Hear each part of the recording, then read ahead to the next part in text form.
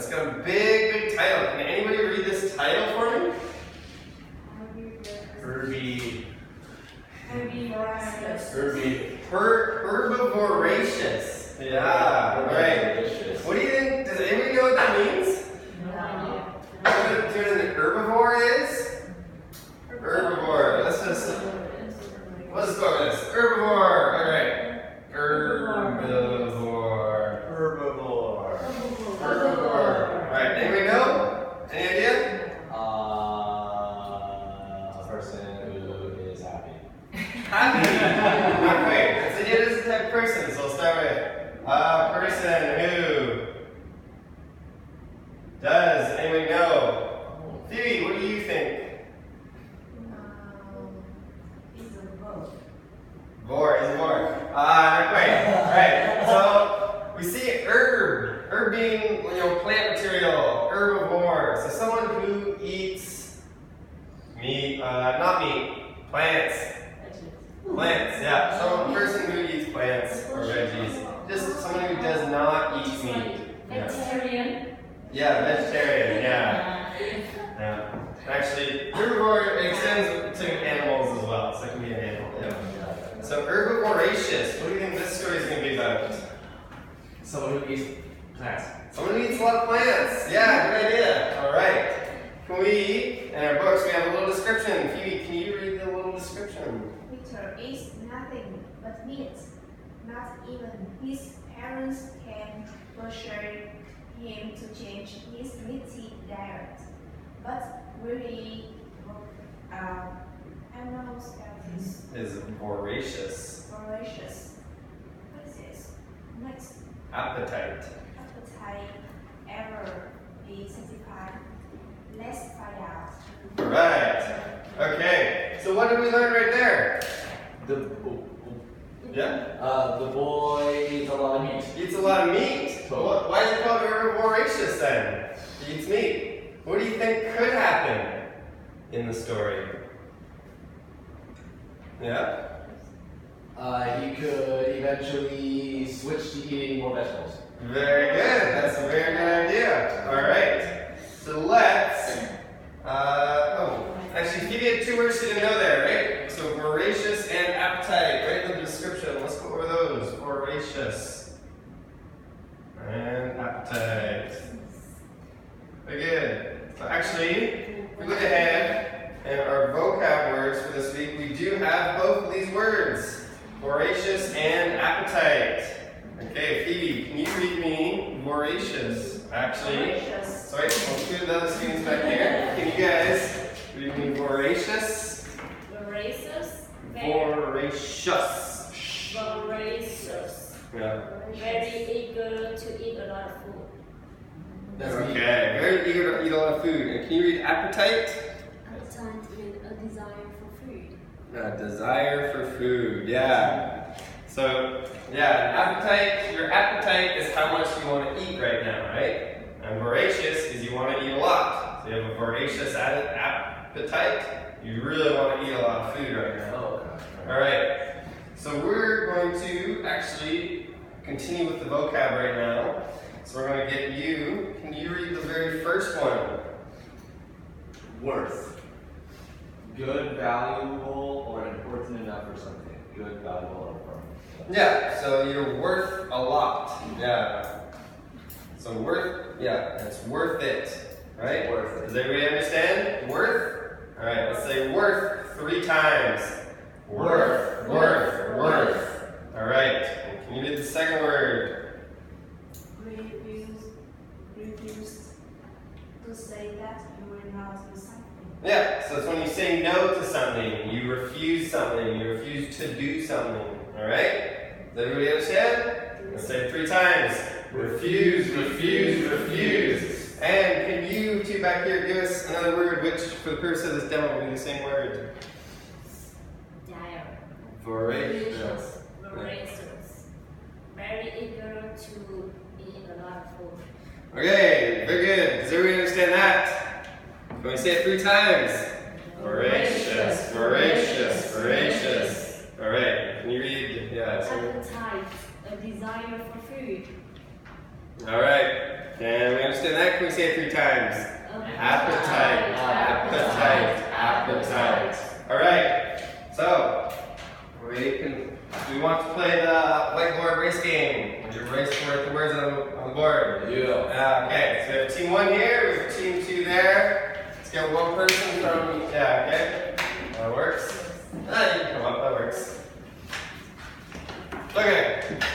So here you go. 2 markers. Yeah. Actually, yeah. You're on one team. You're on one team. Let's. So when I say, actually, I will give it to Amy, and she will read the definition of a word, and you 2 will try to write it. Okay. All right. So Amy, read the definition. Good, valuable, or important enough for something. Okay, very good. You're both supposed to write points for both teams. Yay. Yes, or mark or star, whatever you want. 5 points. Represents one 5-point mark and 1 point. You already have how many marks do you have? You already have 2 marks on here. Go on, stop marking. Okay, Phoebe. Oh yeah, this is yours. Phoebe, can you read the second definition? Tell me. To say that you will not do something. One more time. Choose. To say that you will not do something. Very good. Okay, yeah, Jason's a little faster than that one. Okay, let's switch teams. And we're going to pick it up a level. So now, you 2 are going to say the word, and Phoebe and Amy are going to try and write the meaning in a full sentence. Alright? Yeah. So let's go with, alright. Voracious. Alright. You're gonna write the meaning now. Because we gave you the word. You're gonna write it, right?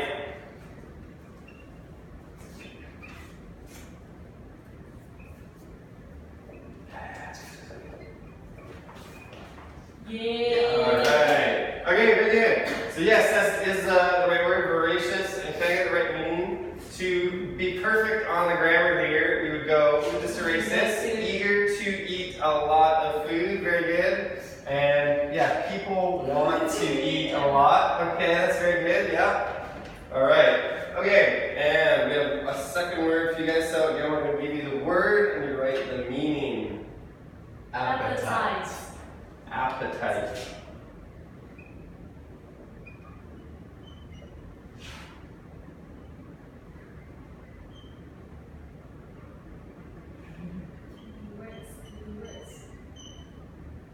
Okay, so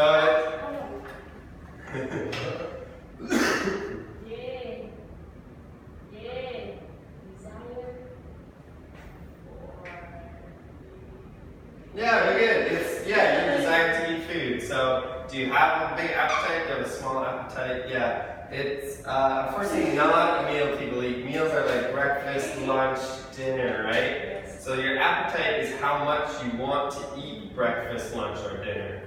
All right. Okay, we're going with all the vocab words. Okay. So if you turn in your books to page 11, we have the start of our story. Now that we know we've studied all the vocab words, we're ready to read.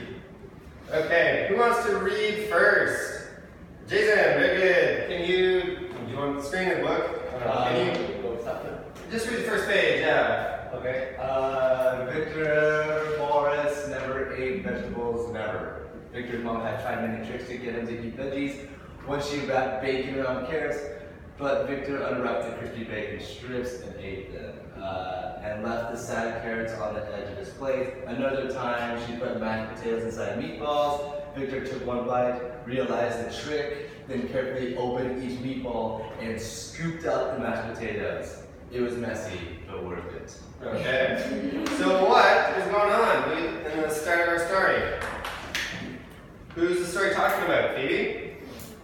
You don't know? You don't know who's it talking about? Talking about Victor Morris. Victor Morris. And what is going on with Victor Morris? He never eats vegetables. He never eats vegetables. What does he like to eat instead? Meat. Meat, very good. And how does his mom feel about this? Let me see.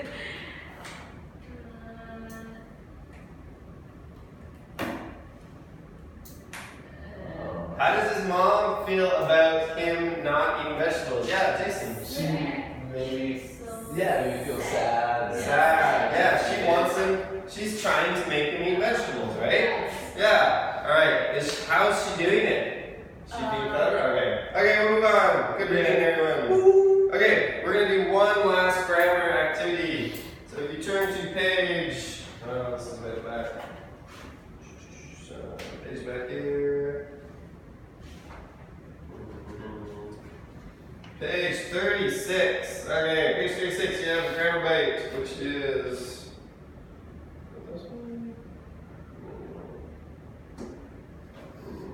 Okay, we have grammar bite, which is not on the TV. So, this deals with can or may. So, can you read with can?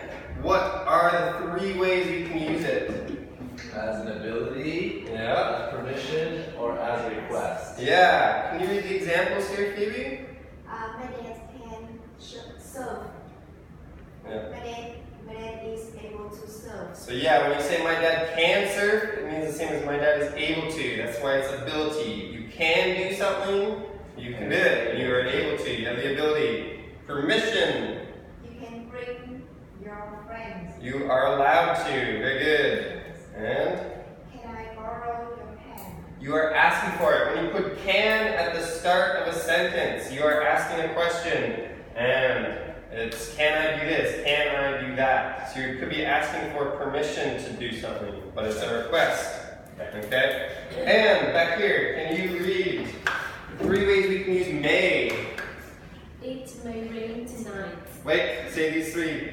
Possibility. Yep. Permission and request. So it's 2 of the same 3, right? Permission and request. You can use may or can. But what is the different one? It may rain tonight. Yeah, possibility. So when it's only possible, you use may. When you're able to, you use can. Okay, very good. And yeah, can you read the other 2 sentences? You may bring your friends. Yeah, that's the same we saw over here. You can bring your friends, you may bring your friends. It's the same thing. Can you do this one? May I borrow your pen? May I borrow your pen? Can I borrow your pen? It's the same thing, right? Yeah. But if I said, my dad can surf, or my dad may surf, does it mean the same thing? No. No. What does it mean if I say my dad may surf? He, like, May- It's possible. Okay, replace the ball game. We're out of time. Okay, we're in. Okay. Okay, thank you, Colin. Okay, so I'll give you feedback on what I saw in the teaching style. Of course, this is a much higher level, and we haven't gone through and covered activity styles for this level yet, which we will do today. But remember, these students can handle a lot more. It's your responsibility as a teacher to try to get them to be the ones that are communicating with each other, interacting with each other. The main goal for these higher levels is for student-to-student communication, student-to-student working material. You have a really great personality when you're trying to interact with students. You're working really hard, really trying to teach them the target language, you can tell. And I saw it, which is great. The one thing though is that if you think about the balance between a teacher-centered style and a student-centered style, it's still a very teacher-centered lesson, right? Like you're dictating to them, lecturing a lot. It's great what you're doing, but you also have to think of a way to actually, how can I start handing it over to them, where they can start communicating with each other, and then when they get stuck, I can float around and facilitate. So the exact same thing you're doing, but do it to a group of students, or to 2 students who are struggling, or 1, and then have other tasks for them to go on, okay? That would be the biggest thing I would say, because throughout most of the lesson, it was, all just centered on you giving the info, right? All of the questions are, teacher, what's the answer? Okay, teacher, can you read this? Okay, now the teacher's asking this question, can you tell me? Right? And you're working so hard, you're doing a great job, but you're getting tired and the kids aren't working as much as they should be for this level, okay? So with the intro, you started with the title of the vocab, you tied it well together with the words that relate to it. That was just done in the lecture base, right? As I mentioned. So instead of just standing up and dictating the meaning to them back and forth, you can create a task, especially at this level, where they can start trying to figure out the answers on their own. This is just a very simple example, and it's really messy, I'm sorry. But I've seen teachers who, as soon as they come in, they want to have a group building vocabulary activity. And what they'll do is they'll they'll get the vocabulary words from the lesson, they'll print them out, they'll type them out, and it'll have an appetite. It will have the definition, desire for food, and it will have a sentence, I have a big appetite. And you hand them out to the students, and then the other students will have other, mixed matched definitions. And then very simple, okay guys, the teacher's gonna get the e-learning ready. While the teacher's doing this, I want you to stand up, and I want you to go read your sentence to everybody else, or your paper. And then when you find your people, that's your team. So it's like a team building. So imagine we were, I'd be walking around and you have a different one. And you tell me, oh no, I have a big appetite. You'd be like, oh, I'm a herbivore. No, I don't think that's us. I have a big appetite. What's yours? A desire for food. Oh, that's us, right? Okay, let's go find our other partner, right? And now we're grouping up, we're practicing the word, we're practicing the definition, and we're practicing the sentence while the teacher's getting everything else ready. And we meet each other and, oh, we're a team here. And then you've already kind of covered the actual vocabulary, not in a lecture format. Now, later you can sit down, you can do another activity with them, you can explain to them if they're confused, let them know, okay? So just an idea, right? To try to get them grouping up and working together. Then you moved on into the book, and again you asked the students to read one by one. Now, you're covering the language properly, but you're still spending too much time just talking one to one. Try to avoid it if you can. You did a race activity. Now, this activity was student-centered, which is great. You have students to stand up and go to the board, right? And do the kids really like this activity? Yeah, they love it. So great. I love it. You know why they love it? Because they're all participating, they're all up, and they're all working with the language. Now, it worked okay, but one thing I would do to actually make it better, did you notice that when you gave them the word, it was just the writers quietly writing? Did you notice there was no one speaking in the class? Oh yeah, in class, the teams will be yelling at if there's a moment where the kids don't know, it's everybody else will start speaking. Yeah, exactly, and that's what you want to try to create. So that's called an information gap. What you could do is, I like to get the students trying to choose a word that was positive. Yeah. But what you could do instead is, get them to pick it up from a hat, or you can pick it up from a hat, and then you read the word. And their goal, like you did for the second part, they have to write down the full definition. Yeah. They can do that, but then they might not know because it might be too hard. With the information gap, what you could do is you could give the team members the book with a meaning. Right? Yeah, they all have a book. And so then they can bring it up, and they can actually start shouting out to them. They'll have their own book, they're all reading from it, and they're all shouting their own. And then the one who's writing can't look at the book. So that's the information gap. And if you're doing that, great. Okay, I'm just saying from the down below, Yeah, the demo would know if everybody had their book. Yeah. Great. Yeah. So that's just kind of the highlight. I want to talk about that. Then you moved on to activity 3. You had the reading and the questions. Here you had, again, the comprehension being checked one by one. If you can, try to make it more group-based. Try to do a situation where they interact and communicate with each other, especially for these levels, right? Yeah. These higher levels, you have to start thinking, can I talk less? Can they speak more? Can I get them to interact with each other and do these together? Right? The more you do that, the better it will be for them, okay? But no, I mean, you have a great personality. You're definitely delivering the language properly. Focus on that, and it'll be great. Alright. Colin, you were looking for the grammar page, right? The grammar bite? Yeah. Let's give it to you.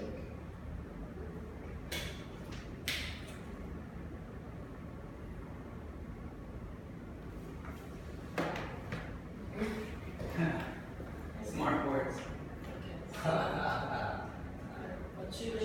Do it.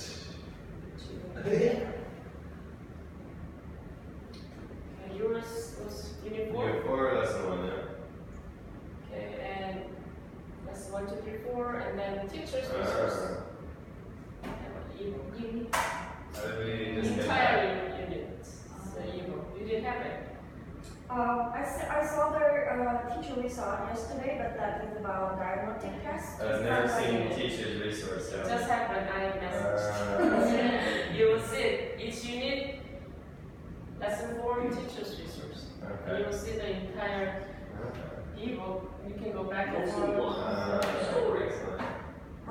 Is that going to be every Every level, every unit. Awesome. forget book, maybe. Yeah. Was it going to the Oh, next? no. Oh, okay. Maybe later. Yeah. And you can go to Yeah. exactly. So if kids don't have that book, you can just do it Yes. this, right? So Grammar is page yeah, grammar 36. is there. You can Oh, go some. okay. Yeah. Remember the one page, Colin? It's 36. 36.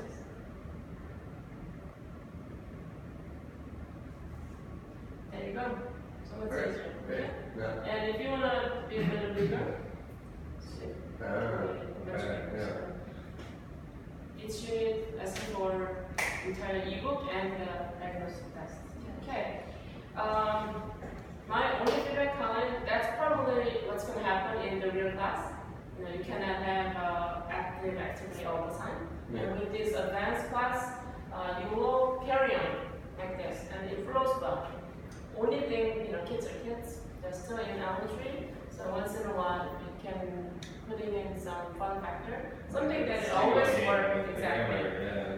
Having this, and you also have a fun activity using the EMS. So balancing, doing something subtle, doing something with the boards, with the e-learning, but still something active, you know, once in a while.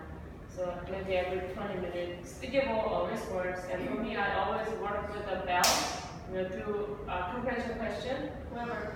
So I put it in the bell in odd places. I don't just put it in here, so I put it in sometimes in the bag, I put it in some other corner. So they just walk over and then hit the bell, and then they can say the question, and if they're advanced, they can come up with their own comprehension questions. They can also do that. And I really like how you slowly approach the title and broken it down, and especially that book, you really related to that. So I think even though you haven't had a lot of experience with the textbook, I think you understand the concept really well, and then go to the right path. Good for you. Thank you. So yes, teacher, don't forget to use it as Jason. Yeah. Okay, lesson 4, ebook. It'll be very helpful. Alright, I think you guys covered pretty much everything that I was going to cover. Do you guys remember what the percentage of teacher talk time to student talk time? 30-70, right. And that's, I wrote that down up here. That's not 70-30. And even if you if we play the vocab game to the extent with the kids reading the different things on their own, and we play the signal game where the kids would have been writing and we're talking about the grammar thing. Yeah, the way, I mean, Right. The way it ended up running, I didn't understand vocab, and I was writing lots of notes about it. But then the way you explained it, I'm like, okay, well, that's how I would run it, right? Where kids can see the definition and they can give the definition to the person writing. Yeah. So something like that.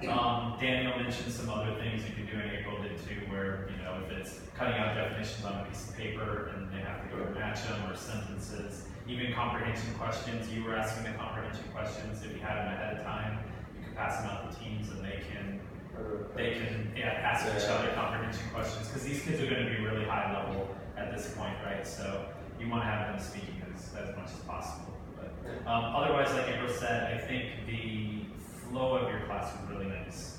Like your introduction was great. Like having them guess what herbivoraceous means and walking them through it. Like, okay, herb means plant, voracious. That's a vocabulary word that means want to eat a lot. We're going to put those together. Now you can see how it makes a word. And at this level, that's really what they need to start doing. They need to start breaking down words into prefix, suffix, endings, root words. They need to start breaking words down. One thing we try to do a lot when if there's like a big word they don't know, like show the board, break it down. Yeah, so when you were doing that, I was like, yes, great stuff. So great way to introduce the book. Really nice class flow. So yeah, I think everything's really great. Just keep in mind that teacher talk time when you're writing your lesson plan. Think, how much am I going to talk during this one? If you come to some parts of the class where you think you're speaking too much, prep some things ahead of time that you can have the students talking. But yeah, really good job with the class flow.